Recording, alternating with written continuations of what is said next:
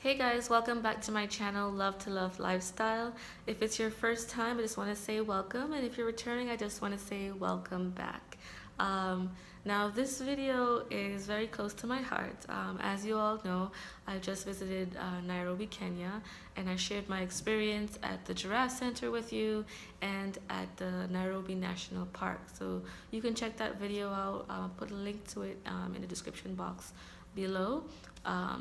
But what I did not mention in that video was that I also visited the David Sheldrick Wildlife Trust, and it's an organization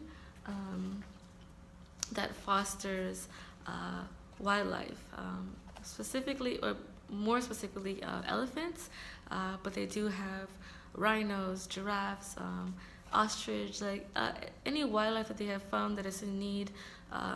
They bring to their facility, they help to rehabilitate them and to help to transition them back into the wild.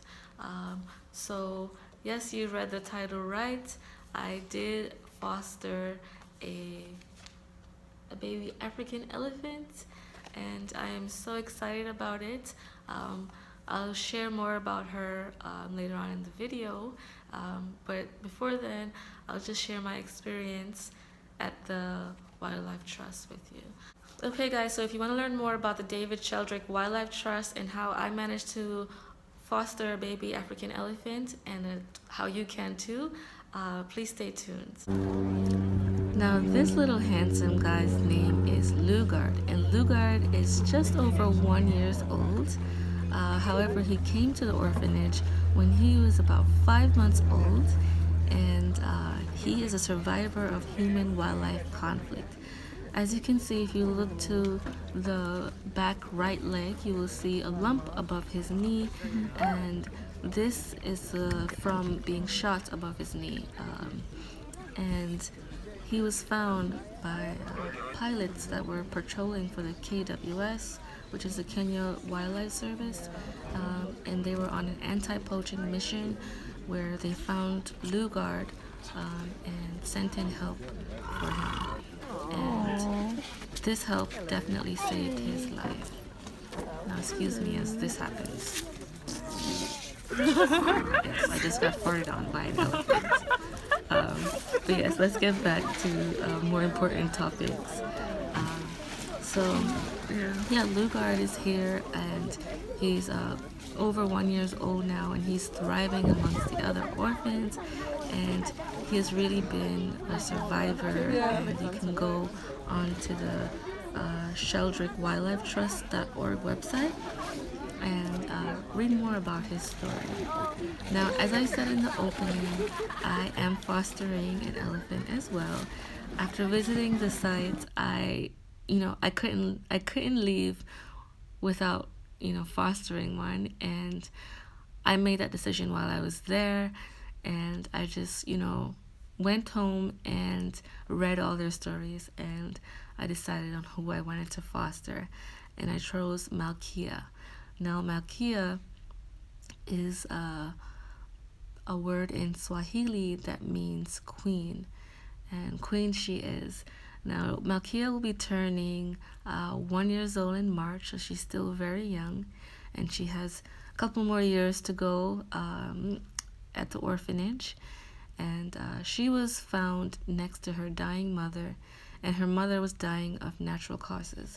Her mother actually lived a long life, and the Wildlife Trust stepped in order to save Malkia. Because an elephant needs at least 2 years of milk from their mother in order to survive. So after her mom dying, there was no way that Malkia would be able to survive out there on her own. So the orphanage took her in, and now she's thriving amongst her new family. Now, as you can see, they're wallowing in the mud, and they're not drinking it. They do have water provided for them on the side, and they had hoses as well with fresh water for them. But the mud is very good for their skin, and it helps to protect their skin from the sun. So it's like their little spa day. So as you can tell, they're really enjoying it. So now other causes of why they're orphans is due to man-made wells, poaching, of course, and natural disasters, and so forth. All of these baby African elephants that you see here would not have made it without the help of the David Sheldrick Wildlife Trust and donations that it receives from people like you.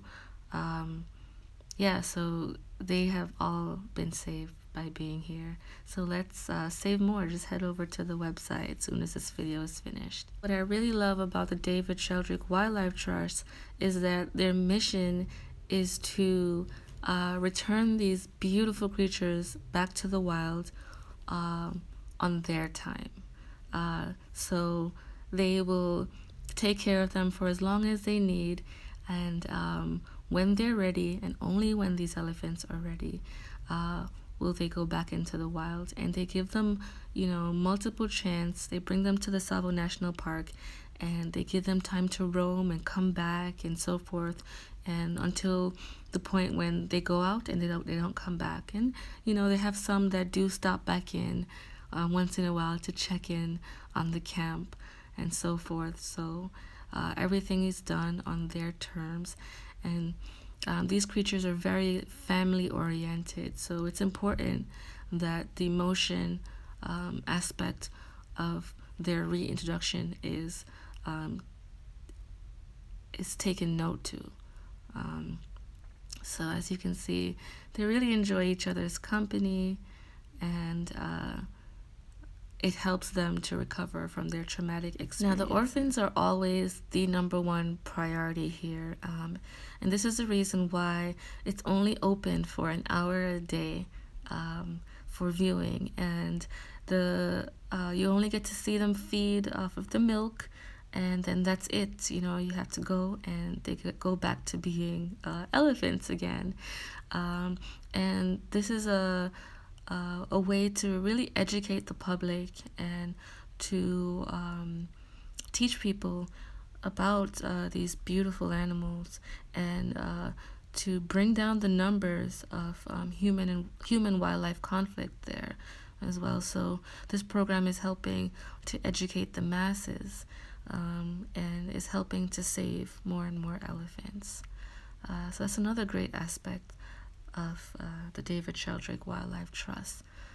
As you can see there, I got to actually touch them, and everything is on their terms. They come over to the rope if they want to, and you're going to see, if you watch along the side, you're going to see one of them just pushing along the rope, and it's really funny because they're very strong and they do what they want, but they're really funny as well.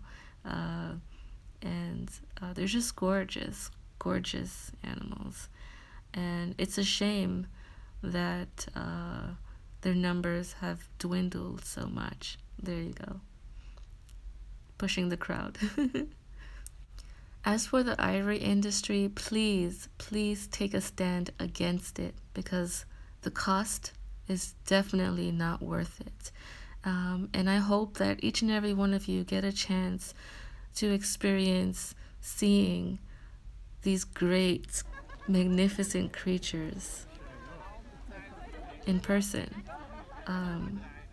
because they truly are beautiful, and we should all do our best to keep them alive.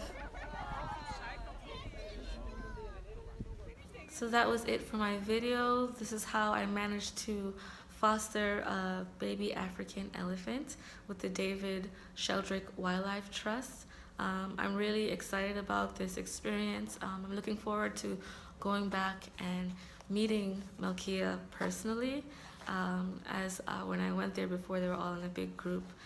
But the next time I go back, I'll get to meet her on a more one-to-one basis. And I'm really excited about that. If you have any questions about my time there or about how you can get there, please comment in the description box below. This is something that's very dear to my heart, as I don't have children yet, but I would like my future kids, my future grandkids and great-grandkids to be able to see these amazing animals alive and well, thriving, in their natural habitat. So if you feel like you can't find the money to donate, or if you can't find a way to support, then please just share this video, share it with your friends, your family. The more we get out the terrible cost of ivory, then the less people will have a demand for it, and the less of these poaching and horrible deaths will be happening to our African elephants. Yeah, it's just, I feel like our world is a beautiful place, and the least we can do as adults, as people, as humanity, is to try to keep it intact as best we could, so that we can share it with our offsprings and continue to enjoy this world. So that was it for my video today. Please share it. Please go over to the David Sheldrick Wildlife Trust and learn more about how much they're really helping our world and our wildlife today, and see how you can help as well. So thank you so much for watching. Remember to live your life and love it. Bye.